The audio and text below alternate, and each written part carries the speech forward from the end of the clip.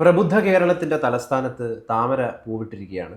ഒരു വല്ലാത്ത വിജയമാണ്. അതായത് താങ്കൾ പോലും വിചാരിച്ചിരുന്നോ കോർപ്പറേഷൻ ബി.ജെ.പി പിടിക്കുമെന്ന്?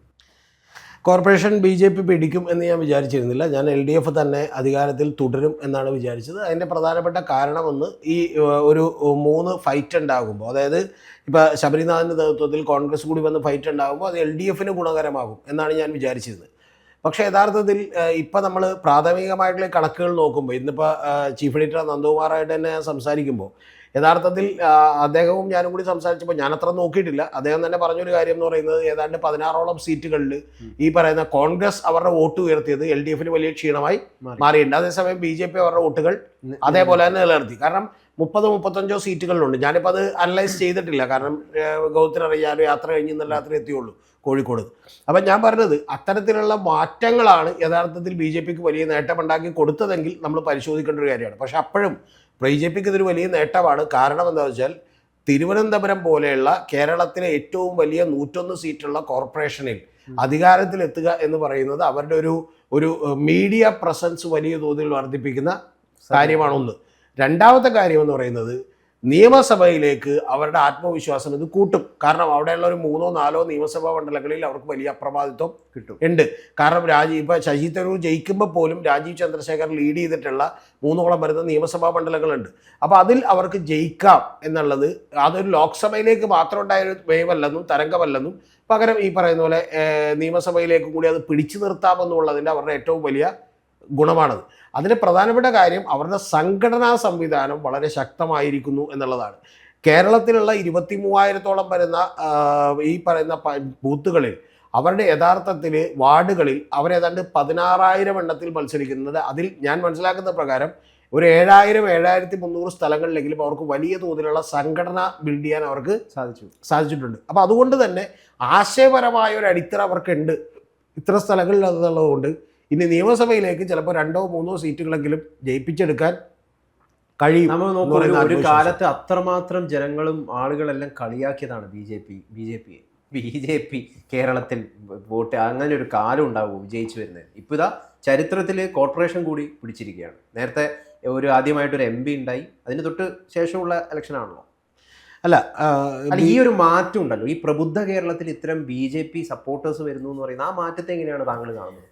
പ്രബുദ്ധ കേരളം എന്നൊക്കെ ഉള്ളത് നമ്മൾ വെറുതെ വായിട്ടടിക്കുന്ന ഡയലോഗാണ്. അതിലൊന്നും വലിയ കാര്യമൊന്നുമില്ല. നമ്മൾ പ്രബുദ്ധരാണെന്ന് നമ്മൾ തന്നെ പറഞ്ഞുകൊണ്ടിരുന്നിട്ട് കാര്യമൊന്നുമില്ല. അപ്പോൾ വേണമെങ്കിൽ പ്രബുദ്ധനാണ് താങ്കളെന്ന് താങ്കൾക്ക് പറയാം, ഞാൻ പ്രബുദ്ധനാണെന്ന് എനിക്കും പറയാം.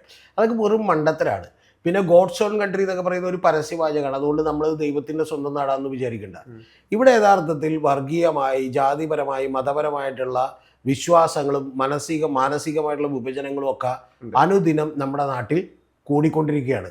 ആ കൂടിക്കൊണ്ടിരിക്കുന്നത് കഴിഞ്ഞൊരു 10-20 കൊല്ലമായിട്ട് സംഭവിച്ച ഒരു സാംസ്കാരിക അപജയമാണ് യഥാർത്ഥത്തിൽ. ഞാനിത് പലപ്പോഴും പറഞ്ഞിട്ടുള്ള പോലെ, ഇപ്പം നമുക്ക് നിർമാല്യം പോലൊരു സിനിമയെ എടുക്കാൻ കഴിയില്ല. ഇപ്പോൾ ഒരാളെ കളിയാക്കിക്കൊണ്ട്, ഒരു ദൈവത്തെ കളിയാക്കിക്കൊണ്ട് നമുക്ക് വർത്തമാനം പറയാൻ കഴിയില്ല. അപ്പം അങ്ങനെ കഴിയാത്ത രീതിയിലേക്ക് ഒരു ഹിന്ദു ഐക്യം അല്ലെങ്കിൽ ഹിന്ദു മതത്തിൻ്റെ അകത്തുള്ള ചിന്തകൾ ഇവിടെ ഉണ്ടായിട്ടുണ്ട്. അതിനൊന്നും കണ്ടില്ലെന്ന് നടിച്ചുകൊണ്ട് മുന്നോട്ട് പോകൽ ഇനി ഏറെക്കുറെ അസാധ്യമാണ്. അതുകൊണ്ട് നമ്മൾ തിരിഞ്ഞു നടന്നുകൊണ്ടിരിക്കുകയാണ്. ഇനി കുറച്ചുകൂടി കഴിഞ്ഞ് ഇത് തീവ്രമാകാനാണ് സാധ്യത. കുറച്ചുകൂടി കഴിഞ്ഞ് മടുക്കുമ്പോൾ ജനം വീണ്ടും പഴയ കാലത്തേക്ക് തിരിച്ചു പോകും. ലോകത്തെല്ലായിടത്തും അങ്ങനെ സംഭവിച്ചിട്ടുണ്ട്. പക്ഷേ ഇവിടെ അത്തരത്തിലുള്ളൊരു മണ്ണ് ഒരുക്കിക്കൊണ്ടിരിക്കുകയാണ്. ആ ഒരുക്കിക്കൊണ്ടിരിക്കുന്ന RSS സംഘപരിവാരം ബി.ജെ.പി ഒക്കെ വിജയിച്ചുകൊണ്ടിരിക്കുകയാണ്. ഗൗതം ഇത് പറയുമ്പോൾ തൃശ്ശൂർ MP ഉണ്ടായി എന്ന് ഗൗതം പറഞ്ഞില്ലേ? അതിന് മുമ്പ് 3 തെരഞ്ഞെടുപ്പുകൾക്ക് മുമ്പ് അവർക്കുള്ളത് 6% വോട്ടാണ്. അവിടെ 5 വോട്ടാണ്. രണ്ടാമത്തെ ലോക്സഭയിൽ അവർക്ക് കിട്ടുന്നത് 11% വോട്ടാണ് ശ്രീശൻ മത്സരിക്കുമ്പോൾ. അത് കഴിഞ്ഞ് വീണ്ടും അവർക്ക് കിട്ടുന്നത് 18% വോട്ടാണ്. അതിൽ നിന്ന് വീണ്ടും 4ാമത്തെ തവണയാണ് താങ്കൾ അറിയേണ്ടത് ഒറ്റടിക്ക് 28% വോട്ടായി മാറുന്നത് സുരേഷ് ഗോപി ആദ്യം മത്സരിക്കുമ്പോൾ. അതിനുശേഷമാണ് അത് ഒറ്റടിക്ക് 44% മാറുന്നത്. അപ്പോൾ നിങ്ങളൊരു 20-22%, 25% വരെ എത്താൻ നിങ്ങൾക്ക് ഒരുപാട് സർവൈവ് ചെയ്യേണ്ടി വരും. ഓക്കെ, ഇത് ബിസിനസ്സിലൊക്കെയുള്ള പോളിസിയാണ് ഗൗതം. ഇപ്പോൾ ഇൻഫോസിസ് എന്ന് പറയുന്ന കമ്പനി 23 കൊല്ലം എടുത്തു $1 ബില്യൺ കമ്പനിയാകാൻ. പക്ഷേ അടുത്ത 23 മാസങ്ങൾ കൊണ്ട് അത് $2 ബില്യൺ കമ്പനിയായി. അപ്പോൾ അത്തരത്തിലൊരു ഭയങ്കരമായി ഡ്രാസ്റ്റിക് ആയിട്ടുള്ള ചേഞ്ച് ലാസ്റ്റ് വരാനിരിക്കുന്ന ഒരു കാര്യമാണ്. ബി.ജെ.പി അതിൻ്റെ ആ പണിയിലായിരുന്നു. ആ പണിയിൽ ബി.ജെ.പി വിജയിച്ചിരിക്കുന്നു. ആ വിജയിച്ചതിൻ്റെ റൂട്ട് കോസ് എന്താണ്, മൂലകാരണത്തെ തടയാൻ കോൺഗ്രസിനും കഴിഞ്ഞിട്ടില്ല. അതിനെതിരെ പ്രചരണം നടത്താൻ LDF-നും കഴിഞ്ഞിട്ടില്ല. നമ്മുടെ ഇവിടെ തന്നെ തൃശ്ശൂർ പൂരം, ശബരിമല അല്ലെങ്കിൽ ബാക്കിയുള്ള കാര്യങ്ങളൊക്കെ വിഷയമാകുന്നത് എന്തുകൊണ്ടാണ്? മനസ്സിലായി? ഒറീസയിൽ ഭാരതാംബ ആ ഭാരതാംബ ഇതൊക്കെ ഭാരതാംബയെ വിഷയമാണ്. ഗവർണർ ആ സമയം പട്ടിണിയോ ആ തൊഴിലില്ലായ്മയോ മറ്റുള്ള പ്രശ്നങ്ങളോ ഒന്നും വിഷയമല്ലാതായി. ഇപ്പൊ ഒറീസയിൽ പോലും ഇപ്പൊ പുരി ജഗന്നാഥ ക്ഷേത്രം എന്ത് ചെയ്യുന്നുണ്ട്? BJP-യെ വിജയിപ്പിക്കണം എന്ന് പറയുന്ന ഒരു രഹസ്യധാരണ CPM-നുണ്ടോ? അതൊക്കെ ഇപ്പോൾ ഒരു താൽക്കാലികമായി ഏതെങ്കിലും തരത്തിലുള്ള നീക്കുപോക്കുകൾ ഉണ്ടാകും എന്നുള്ളതല്ലാതെ ഈ ലോക്കൽ ബോഡി തെരഞ്ഞെടുപ്പിലൊന്നും അത്തരത്തിലുള്ള ധാരണയൊന്നും ഉണ്ട് എന്ന് നമുക്ക് വിചാരിക്കാൻ കഴിയില്ല. അതേസമയം ഇപ്പോൾ പാർലമെൻറ്റിലേക്ക് അങ്ങനെ ഉണ്ടായിരുന്നു എന്ന് തന്നെയാണ് ഞാൻ വിചാരിക്കുന്നത് സുരേഷ് ഗോപിയുടെ കാര്യത്തിൽ. 2004-ൽ തോമസ് ജയിച്ചപ്പോഴും മൂവാറ്റുപുഴയിൽ നിന്ന് ജയിച്ചപ്പോഴും അത്തരത്തിലൊരു ധാരണ ഉണ്ടായി എന്ന് വിചാരിക്കുന്ന ഒരാളാണ് ഞാൻ.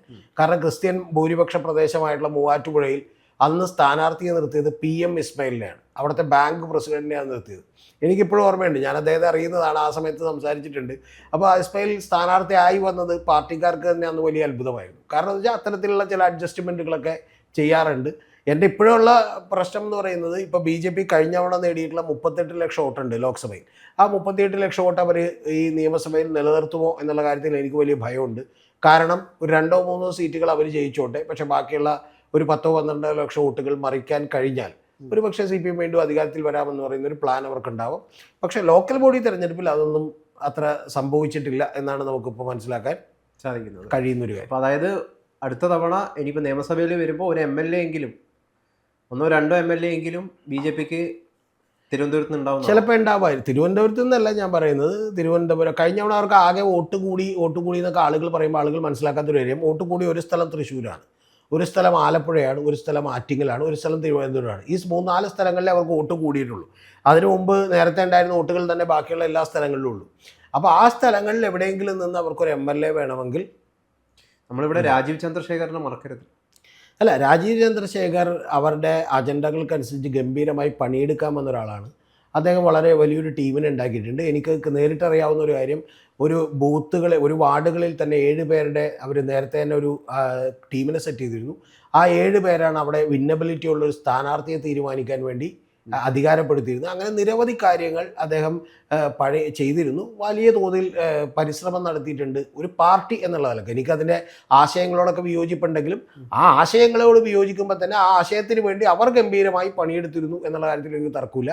30 ജില്ലകളാക്കി തിരിച്ചുകൊണ്ട് ഓരോരുത്തർക്കും ഗംഭീരമായി പണി കൊടുത്തിരുന്നു.